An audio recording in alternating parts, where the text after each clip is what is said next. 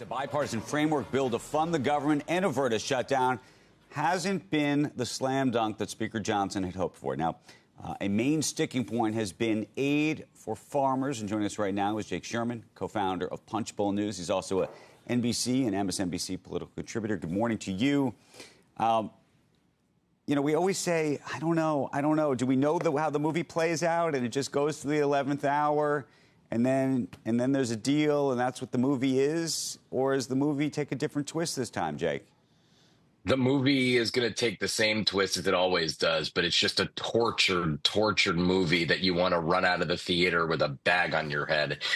Andrew, here's the deal. Mike Johnson has said for a year now, more than a year, that he was done with this Christmas era, big picture, big bill legislating. And here we are on December 17th.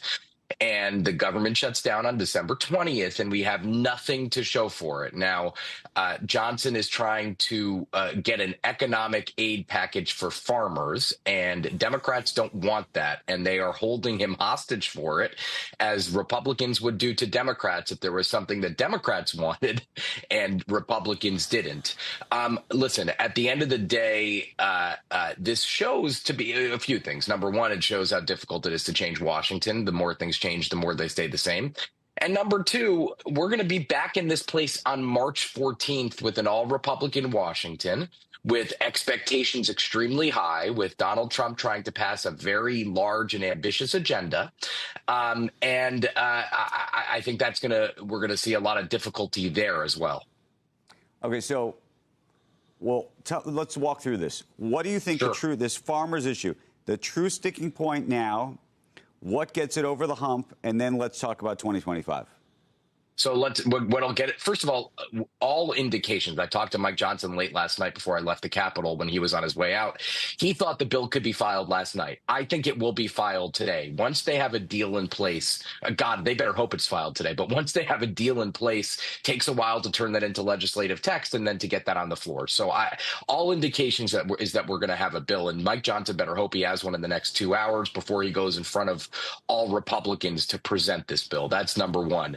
Number two, this is just about calibrating the equities, calibrating what Democrats want versus what Mike Johnson wants, and getting it over the finish line. This is going to pass with, I would imagine, a majority of Democratic support.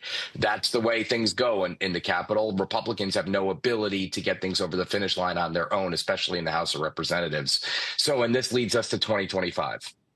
So walk us through into 2025, because this is going to be a pivotal inflection point as it relates to tax policy in America for a very long time, likely.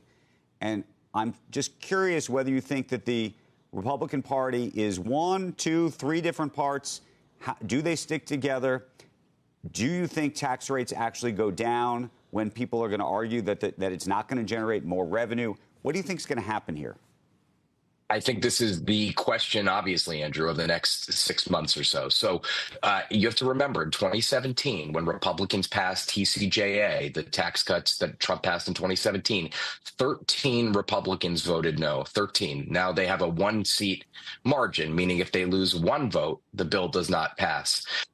The big question is, when do Republicans try to get this done? Do they try to get it done early in the year? If they try to get it done early in the year, that's going to be extremely difficult. The big question, first of all, my base case is that they do get a tax cut. Now, they do keep tax rates consistent, the same as they are now. The easiest thing for them to do is just to extend the current rates. That's not going to be enough for Trump. That's not going to be enough for Congress. I view this as a summer-fall story rather than a winter-spring story. That's just the way covered. We've talked about corporate rates potentially coming down to 15%. I think there's a lot of executives, both the big businesses, small businesses, that would like to see that potentially, if possible, depending on who you are. And then there's the other question of whether you think, the income rates are going to ultimately come down as well.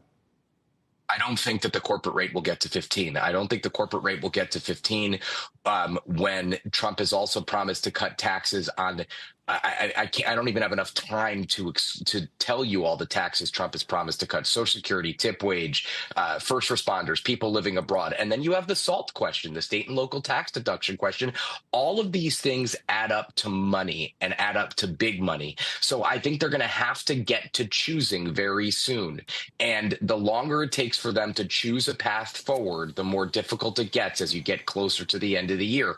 I just think 15% is very low. There's a reason they went to where they went last time, to 21%, and that was because they really couldn't get it any lower. You have a less experienced speaker, a less experienced Ways and Means chair, a less experienced Congress this time around, and to be honest with you, Stephen Mnuchin, for all of his flaws, and he had some flaws as every human being does, he handled the tax debate in 2017 expertly and did a very good job. So I think Congress is just swimming against the current here. And what's your bet on Scott Bessent? Is his ability to do the confirmed. same? I don't know him well enough to know. He'll be easily confirmed. I think, to be honest with you, this is best when it's an ill-driven process with light input from the administration.